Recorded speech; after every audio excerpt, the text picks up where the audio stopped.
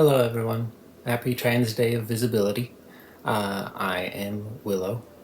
I've been meaning to be more active on this channel in the more put together video sense rather than just streams and clips.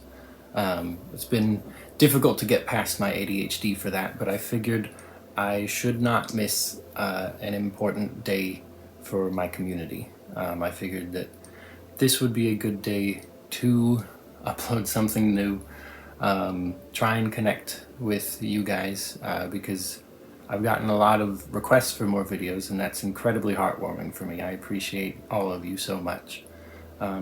So yeah, I did want to touch base, and in the nature of the holiday, the day of visibility, I wanted to be visible. I wanted to be authentic.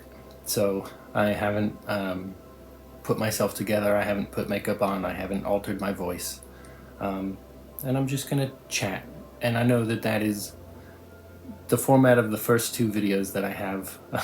It wasn't the format that I planned to continue on, maybe occasionally, but I'm a bit of a perfectionist. So I had planned on doing more like scripted, very thought out analytical political video essays. And we'll see what happens with those. Hi, my name is Willow. Welcome, brothers, sisters, others, and visitors to my woods. Does my woods sound like an innuendo? Because that's not really the message I want to be giving off. The screen's going to be reflecting in my glasses a lot. I would have accounted for that. The only thing I did to set up for this video is I put the iPad on some pillows and adjusted my lighting a little bit. It's just a desk lamp. My room is dirty. I am dirty. I don't know. I figured it was a good opportunity to try and be as fully authentic as I'm comfortable being on the internet, which is pretty damn authentic, thankfully. I want to be visible as I am for those that aren't safe to be visible, and for those that don't see themselves represented outside of their spaces.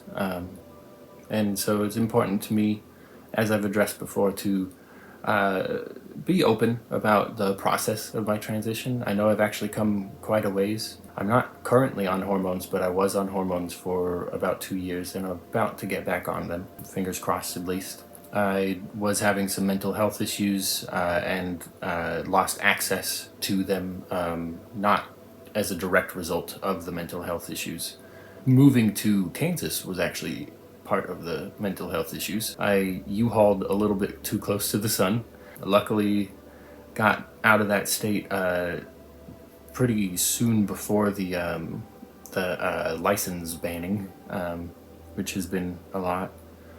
I do want to say I want to know, like, whoever you are, I would like to know what you want to see out of my content. I'm going to make content that I enjoy no matter what, but this channel is really something that I want to wield as a positive force for my community. I want to contribute to our presence in society. I want to contribute to like just the normalization of trans people just being themselves and existing. I want to make arguments and defend things that not everybody has the energy to make said arguments or explain. I know that we are an enigma to a lot of cis people. We confuse them, and that's because their experience is very different from ours, and so when they come at it from their own point of view, they can't fathom why we are the way we are. They think that we just decide to be this way, that we decide to face the misogyny and the transphobia and the queerphobia, every aspect of it, and not just trans women, trans men, non-binary, any gender expansive identity. And if it was a choice, that'd be just as valid. And for some people it is. Like, that's definitely important to acknowledge. But I do think it is important to understand that for the most of us, at least as far as I'm aware, the most of us, it's not something we chose to experience. And I know the first few videos were very like positive, and I would like to keep up that energy because I believe as trans people we deserve to have a positive space. But I also know that that is getting increasingly difficult to maintain, and I don't want to maintain a false energy just to kind of like fake a smile and get it through. I know that like fake it till you make it is important. It's a valid approach, and it does, you know, show a lack of defeat in the face of those that want us gone. But I've been stressed lately. I've been very anxious. I have been compulsively consuming news in order to just try and be aware of my safety and the safety of those that I consider my siblings in this community. And it's difficult to walk the line between realizing that that is damaging for me, and that it is not necessarily a safe time to be unaware. And especially if I want to contribute to my community, if I want to be a voice of representation, then on some level I need to be aware of what's going on in order that I can best defend my siblings and best speak to them and for them. And you know, I'm not gonna like posture myself as some like representative. That's not what I mean to say by speaking for my community. I just know that when you're part of a minority, you are kind of exoticized by people outside of that community, and so since they have such like a limited understanding of your marginalized group, any individual that they come across then kind of inherently becomes an ambassador for that group. The mindset that like someone that is in a group that you don't know a lot about becomes a representative of that group because they are sort of a monolith to you until you understand them better and have more nuance. And that's all I'm trying to say, is that like I know that putting myself out there as a trans voice, I will be taken as a at least an example of a representative of our community. And I want that in some respects because I know that it is very difficult for us as trans people to be out and proud, to be loud, to defend ourselves, and to constantly have to justify ourselves to people who don't understand us. I want to provide resources so that as many people as I can reach, they will have a better understanding of people like me, and therefore when they meet other trans individuals, they're not going to have, you know, some audacious questions that would be so draining to hear in person. Because I've been through that. I've been through, you know, the like, oh, why'd you do it? Like, oh, like, how'd you know? Like, what made you decide? Yada yada yada. Like, oh, are you gonna keep it? Are you gonna get surgery? Are you gonna this? It really is draining. It's exhausting, because it really does reduce you, in a sense, to an aspect of your identity. Being trans is so important to me, but it is not all that I am. And I do have plans for a video on that because I know that like people are like, why would you make being trans your whole personality? Why would you like wrap yourself up in that? And we don't often have a choice. And also that's not what we all do. There are those that like run from it and do everything they can to pass and be stealth. They don't make being trans their whole personality. In fact, quite the opposite. They try and hide it and bury it as much as they can, because it's not safe to embrace it. And then there are people like me where it's what I talk about the most because it's how other people define me, and therefore it is an aspect of myself that I need to be ready to defend in order to justify my own existence, because that is what is questioned constantly. I had a pretty rough time coming out. You know, my family was not all supportive. My sisters, thank goodness, very supportive. My parents, confused, said the classic, hey, we don't support this, but we still love you. Not being aware that that meant that they didn't love me for who I was. And my grandparents, whom I lived with at the time, fiercely rejected that. I had to sign a contract saying I wouldn't get gender affirming surgery while under their roof, and that was only because I was already on HRT. I'm sure that it would have also included not getting on that if I hadn't already begun my hormones. And then my extended family I stopped talking to for a long time. They said they missed me, they asked for me back, and I still experienced misgendering, dead naming, and I still hear secondhand stories of the things that my uncles say about me. It's not easy. I love being trans. I love that I get to understand myself so fully, that I get to be part of a community of people that are not only, coming from the same place as I am, they understand themselves better. We are all constantly trying to unpack and learn about ourselves. So many of us have had to, deconstruct and unpack beliefs that were pushed onto us from childhood, things that we were genuinely groomed to believe, even though now we are considered to be the groomers by many. Note that argument has kind of gone quiet ever since certain files have come out implicating certain hard to call them political leaders and not religious leaders. I grew up Christian. I grew up in a very biblical household, and I will say that there are a lot of things that religion tried to imitate but could not fully grasp, that now that I have found a true community, I am honored to be a part of it despite the struggles that it comes with. And I know that for some people in the church, they will have that same experience. I'm not saying that religion doesn't provide anyone that. I do plan on having a few videos on religion.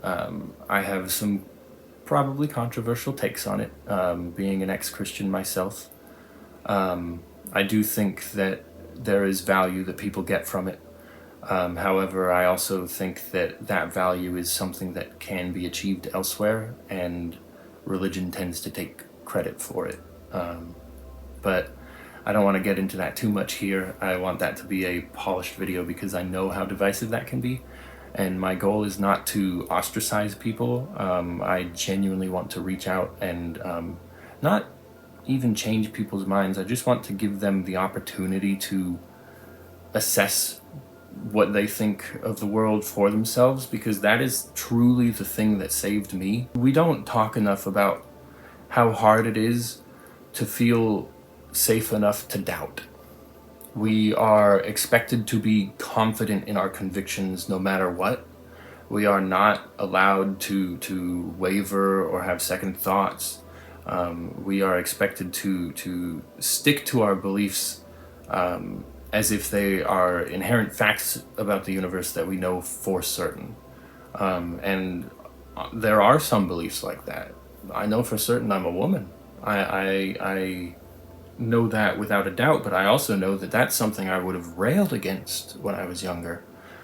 And it's difficult to acknowledge that. It's difficult to move past those barriers that other people have put up for you. We don't talk enough about how it genuinely feels unsafe to question your beliefs, to question what you've been taught about the world, because questioning that, listen, when I left the church, reality felt like it was crumbling, okay? I was all of a sudden not held. I was not part of a plan. I was not being guided. I was not being cared for or looked out for by some supernatural being. Everything was chaos. Everything is just disorganized, random chance. And that is still what I believe. But I believe that one of the special things about humans is we pattern recognition is so ingrained into us that we are able to kind of make sense of the chaos and guide our way through it. And I think that's kind of really beautiful and impactful. But when I first left the church, it was terrifying. It's also comforting to know that, as much as it is chaotic around me, I have agency. I'm allowed to dictate my path. There is not some higher being going to correct me. And sure, that means that there is not a higher being going to prevent me from mistakes that I would make. I've seen that. There's plenty of mistakes that I have made, regrets that I have, but still things that I have learned from, and still things that I have been able to walk away from. When I was a Christian, I felt like I had something worth fighting for, because I had something that I was told was worth fighting for. I had something that I was told was divine and self-evident and worth laying your life down for. And I didn't question that. I didn't find that there was something within it that gave itself value.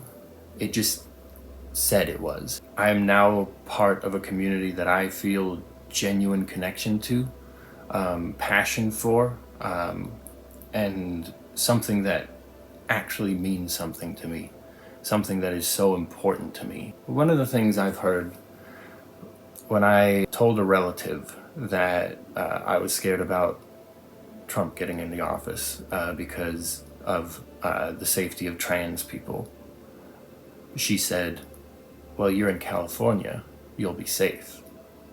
And I was too baffled by that to respond, but I'm not just worried about my own safety. I care about each and every member of my community.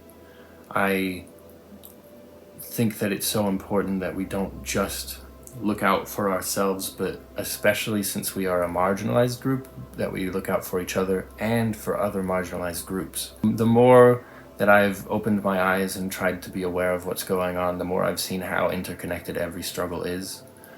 And that is why I know that this channel very much started as like a very plucky young lady, very happy-go-lucky, trying to encourage other trans folks, and I would love to continue that energy, and that is a goal of mine. I also see myself very much looking down the barrel of becoming a political content channel, and I don't want to just be political content. However, my existence has been made political, my community's existence has been made political, and I cannot just ignore that in order to pretend that things are just happy and that putting a smile on makes it all go away. There is, unfortunately, a very real chance of this country becoming genuinely, completely inhospitable to people like me. And at that point, I have to decide between fighting to return it to a state where people like me can thrive, because even if every trans person moved out of the United States, there would be more born tomorrow, and it would be cruel to leave them to a world where they would have to figure that out on their own. It would be difficult to face that fight could very much be lethal, and one that I would not see the victory of, because it would likely happen after my lifetime. These sort of shifts and changes are dramatic, but can happen very slowly, especially when you are fighting for a smaller voice. I really hope it doesn't come to that. That is not a guarantee. However, I can't ignore that is a possibility, especially when things have been really ramping up lately. It was so interesting, the timing. I know that the pandemic helped a lot of us crack our eggs. I started my transition March 31st of 2023, which I believe Trans Day of Visibility is day-locked. It's the end of March every year. I could be wrong about that. It could be like Easter. But I actually hadn't caught on to the irony of that. Let me double check real quick, see if I'm making a total ass of myself. So yeah, I actually completely unintentionally started my transition on Trans Day of Visibility, and that really means a lot to me. Well, technically, that's when I started my hormones. And I know that that is what a lot of people consider starting your transition, and I do have to be honest. I'm trying to be visible here. I would consider, like, I think I started my transition long before I realized I was trans. One of the early things was starting to paint my nails regularly, switching to a clean shaven face. Most of my life I had a clean shaven face, but there were a few times where I was like, something's not right, I gotta try something, and I did the classic trans woman thing where you're like, all right, beard, that's what we gotta do. But painting my nails, I think, was an early thing. Getting my ears pierced, I think, was definitely gender affirmation for me. It wasn't just a fashion thing. It felt right to me. It was something that I had longed for. And I did, start trying women's clothes before HRT, before even... I had a period where I thought I might be gender fluid or non-binary. I knew it was going to be gender fluid, non-binary, or binary trans woman. And I was so scared of that third option, because that's one you cannot hide. Not if you want to live at peace with yourself. And I know that I am not good at making myself uncomfortable on purpose.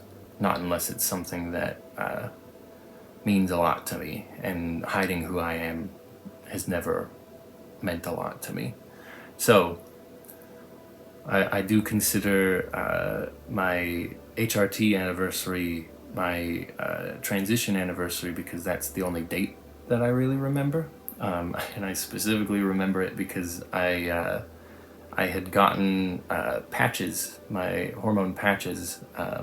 Don't recommend. The adhesive is awful to deal with. I had those, and I refused to start my transition on April Fool's Day. I would not allow the universe that privilege of that joke. I would not allow people to look at that and point and laugh, or question me or call me a fool. I knew that for once I was doing something right, and I did not want anything to undermine that. I'm really proud to be trans. Like, genuinely. I'm happy I get to be myself. I am proud of myself for all that I've fought through and been through to get to myself, to be myself. I'm proud of my siblings that have fought to do the same, and I'm proud of my siblings who have, protected themselves despite how hard it is to hide who they are. I'm proud of my siblings in other countries and other cultures that are fighting different battles, but on the same front. I think that our community is important and valuable. I think we are all valuable inherently as human beings. I have a personal philosophy that the only way you can lose your value as a human being is trying to strip another of it. And I would like to do a video exploring that, but we'll see. I tend to overpromise a little bit. However, you guys pushing me has genuinely helped. I do appreciate it. I don't think I would have filmed this video even if I hadn't been receiving several comments lately asking for more videos. I understand that the gaming clips are not the same. I do want to know what you want to hear. Currently, I have 4 videos. This will be my 5th. The first 2 videos are like this. They're unscripted, train of thought, and I have a lot of thoughts. Just kind of word vomiting, trying to be reassuring and comforting, but also informative. And so far those actually seem to be the more popular ones, which is a good thing because they're easier for me to produce. So if those are the ones that you prefer, then that is likely to get more content more quickly. The other 2 videos are more highly edited and thought out and scripted videos. Those are both media analysis. And I will say that my tendency is to lean towards that because the topics that I discuss are so important to me that I want to make sure that not only do I get them right, I want them to be well researched and thought out. I would love to have sources cited in the description of the video so that people can double check them for themselves and form their own opinions. I do not want to. I know that with YouTube, it's very easy to just give people opinions, and expect them to treat it as facts, or as a viewer myself, I know I've done this a lot. Just watch a video, take it as fact, and not question it. I know that that is very simple to do, and I know that that is what more people than not will do, but really what I want to do is provide people the opportunity to analyze things. I want to provide people extra perspectives, extra information, especially people outside of our community, because I want to speak to our community and comfort our community, but I also want to educate those outside of it, because the biggest thing that saved me, I think this is a train of thought I cut off earlier, I'm so sorry about that. The biggest thing that saved me is I had friends who were willing to let me make an ass out of myself and still love me. I had friends who were queer and leftists, and I was this Bible-thumping bigot that was amidst them, and they saw the good in me. They saw the value. I think they could see that these things were things I was brought up with, not things that I had picked up on my own. But really, just the safety and the opportunity to question things. They gave me new perspectives. They were patient and kind with me. And I will say that that is one of my fears, is that I don't think we can save anyone from the alt-right pipeline by being righteously indignant, no matter how justified that is. And that is what I feel is justified. We are attacked on all sides, and so these people contributing to that do not deserve our mercy or our peace talks. But if we don't offer them food for thought in a way that they can approach it without being defensive, then they will never feed on it. They'll never reconsider. I used to be a heinous transphobe, and I cringe to look back at that, but I'm so honored that there were people who loved me enough to give me a chance to reconsider. And they weren't ever trying to force me to believe one thing or another. They would argue with me, and I would argue with them. And I'm so grateful for them for that, because that is genuinely, I'm specifically thinking of a group of friends I had in high school that I think saved the trajectory of my life. I still think so fondly of them. We have all gone our separate ways, and none of us speak to each other anymore, which is sad, but just a fact of life. That particular group had such a deep impact on my life, and I do believe that they might have been the linchpin that allowed me to see who I am a decade down the road. I'm just very grateful to them, and I'm grateful... What am I trying to say? This is not an easy time, and there is no sign of that changing anytime soon. But I want to do whatever I can to contribute to easing that burden for anyone in my community that I can, by doing what I know how, by doing what I'm capable of, and for the most part, that is making videos. And I know that that is not some grand feat of activism, but for what it is worth, I do want to contribute what I can. And making YouTube videos is something I've done for 14 years now. I have, a decent amount of experience in that, whereas in all other areas, I tend to fall a bit short. There goes a trans woman talking down about herself again. This is something that I know I can do and keep up with to a certain level, and this is what I know I can contribute, and so I'm excited to contribute that. So again, please let me know what you look forward to hearing. If you have questions that you want answered or analyzed, if you want things that you have limited perspective or understanding on, and want to expand that, please let me know. I'm very interested in what actual people want to hear. I have a lot of opinions, but that doesn't mean that I just want to voice what I think. I want to put voice to what matters, I want to contribute actively to, the understanding of my community and the safety of it. So, yeah. For now, please be safe. Know that you are valuable. You are so important. I know it's hard to feel that way right now. I know that everyone's struggling more than we have in a long time. Right now is not an easy time for anyone, unless you're ridiculously rich. In which case, what are you doing here? Like, unless you're trying to like learn something, like then you can stay. But like, I'm losing my train of thought. It's too late. You matter.